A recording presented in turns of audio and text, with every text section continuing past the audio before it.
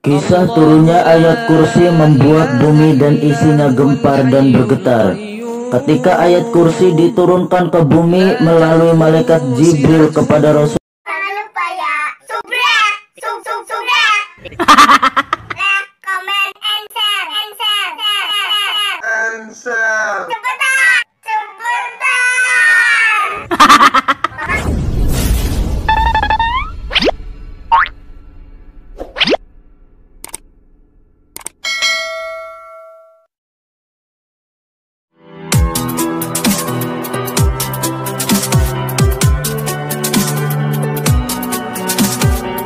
Kisah turunnya ayat kursi membuat bumi dan isinya gempar dan bergetar. Ketika ayat kursi diturunkan ke bumi melalui malaikat Jibril kepada Rasulullah SAW, seluruh alam semesta tunduk dan hormat menyambut kedatangannya. Bahkan ketika malaikat Jibril turun ke bumi, ada 70.000 malaikat ikut menyertainya. Dikisahkan bahwa saat itu bumi menjadi gemetar dan terjadilah gempa di seluruh bumi. Terdengar suara dahsyat yang tidak pernah terjadi sebelumnya. Getaran tersebut bahkan mampu melepaskan mahkota dari kepala raja-raja dunia. Tidak hanya manusia saja yang mengalami kegemparan, kelompok setan pun turut berlarian menuju pimpinan iblis yang berada di tengah laut. Raja iblis pun memerintahkan anak buahnya untuk menelusuri sumber kegemparan tersebut. Tak disangka, ternyata asal getaran tersebut berasal dari ribuan malaikat yang membawa ayat kursi kepada Rasulullah SAW. Subhanallah. Kisah ayat kursi dan setan. Pada suatu hari Abu Hurairah radhiyallahu anhu telah diserahi oleh Nabi Muhammad SAW untuk menjaga kurma orang yang berzakat pada bulan Ramadan. Tiba-tiba ada orang tua yang langsung mengambil makanan itu dengan kedua tangannya. Maka orang itu langsung ditangkap oleh Abu Hurairah lalu dihadapkan ke Rasulullah SAW. Tetapi orang tua itu mengeluh minta dikasihani sehingga ia berkata, "Aku adalah orang yang sangat miskin dan banyak anak. Itu semua aku sangat membutuhkan makanan ini. Anakku di rumah menangis sebab perutnya lapar."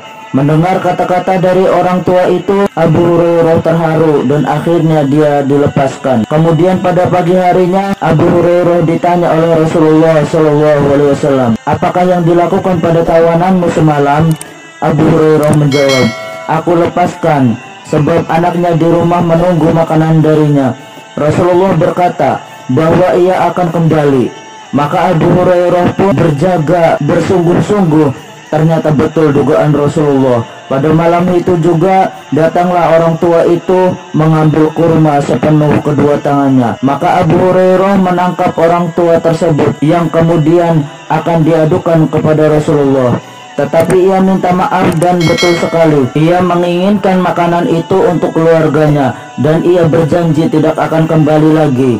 Abu Hurairah merasa kasihan terhadap orang tersebut dan akhirnya ia pun dilepaskan kembali. Keesokan harinya Abu Hurairah kembali ditanya Rasulullah, "Hai Abu Hurairah, apakah yang engkau lakukan terhadap tawananmu semalam?" Abu Hurairah menjawab, "Dia aku lepaskan karena betul-betul menyatakan kemiskinannya. Lagi pula ini untuk keluarganya yang kelaparan. Bahkan ia berjanji tidak akan kembali lagi." Lalu Rasulullah berkata, "Ia berdusta dan akan kembali lagi nanti malam." Mendengar apa yang dinyatakan Rasulullah, Abu Hurairah memperketat penjagaannya. Dan benar saja pada malam berikutnya itu ia datang lagi dan mengambil kurma sepenuh kedua tangannya. Maka Abu Hurairah pun bertindak dan menangkap orang tua itu. Seperti malam-malam berikutnya, orang itu memohon untuk dilepaskan dan berjanji tidak akan kembali lagi. Tetapi kali ini Abu Hurairah tidak melepaskannya dan berkata, "Kamu sudah berjanji dan tidak menepatinya." Orang tua itu menjawab, "Jika engkau melepaskanku, niscaya aku ajarkan doa yang sangat berguna bagimu." Abu Hurairah bertanya, "Apakah doa itu?" Orang itu menjawab, "Jika engkau akan tidur, maka bacalah ayat kursi. Sungguh akan dijaga malaikat yang ditugaskan oleh Allah untuk menjagamu. Dan semalam itu kamu tidak didekati oleh setan sehingga pagi hari." Kemudian pagi harinya Abu Hurairah ditanya Rasulullah, "Hai Abu Hurairah, apakah yang dilakukan pada tawananmu semalam?"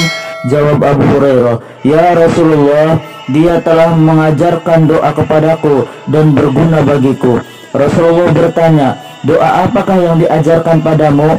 Abu Hurairah menjawab, ia berkata, jika akan tidur supaya membaca ayat kursi, maka siapa yang membacanya, niscaya Allah menyuruh malaikat menjaganya hingga pagi dan tidak didekati oleh setan. Rasulullah berkata, ia telah berkata benar padamu, padahal ia pendusta. Tahukah kamu siapa orang tua yang datang kepadamu itu?